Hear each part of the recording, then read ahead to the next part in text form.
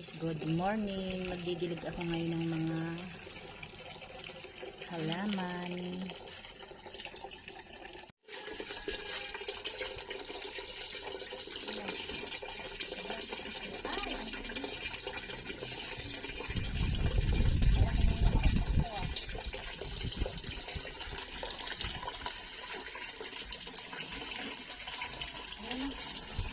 Ayan o, malaki na yung kamatis.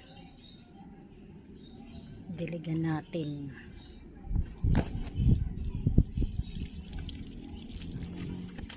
Pati yung papaya, may papaya na din kami.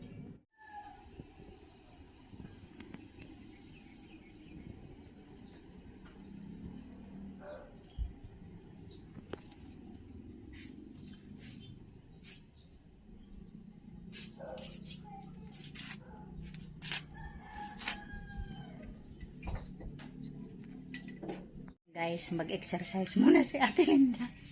Naka-medyas pa siya. Saan ka pa? Ayan. Exercise muna tayo ngayong umaga.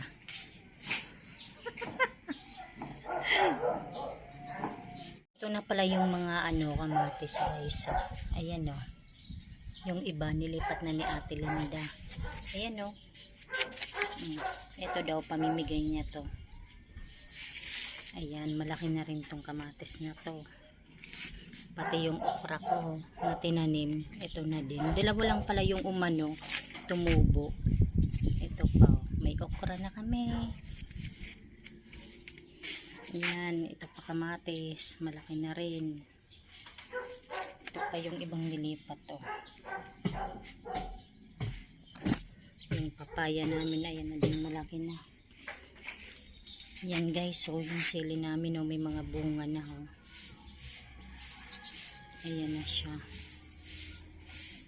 Tapos yung mga patola ko, ayan, diyan ko na pinagapang binigayan sa amin ng aming kapitbahay na si Ate Myrna.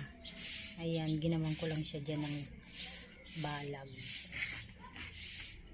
May ros din pala ako dito sa loob namin. Ayan na naman yung tanim namin na gabi, malago na naman. May mga dahon na naman siya. Ang init ngayon dito sa amin. Ayan, magwalis muna sa Ate Linda.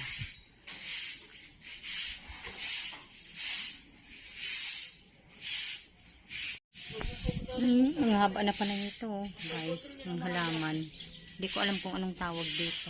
Hindi ito. Itatanim natin. May ugat naman pwedeng putulin yata ito dito. Tatanim ko. Kasi tumangkad na siya mataas. 'Di ba? Ito ayan pwede to. 'Di ba? Malaki na yung money tray namin, guys. Bigay yan ng aking pamangkin na sa Angelica. Ang liit-liit niyan nun Ngayon ayan na siya Tumangkad na rin. May serpentina rin kami ito. Nasa labas ng gate namin. Tumubo yata. Ayan ang aking anak guys. Hindi siya pumasok kasi masama ang kanyang pakiramdam. Rin muna yung sahig. May mga alikabok kasi. Binabras ni Ate Linda.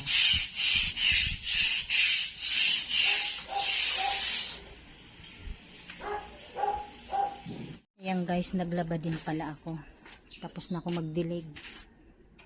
Ayan yung aking mga nilabhan. Hanggang dito na lamang. Maraming salamat po sa inyong lahat sa panonood sa aking channel. God bless everyone. Bye.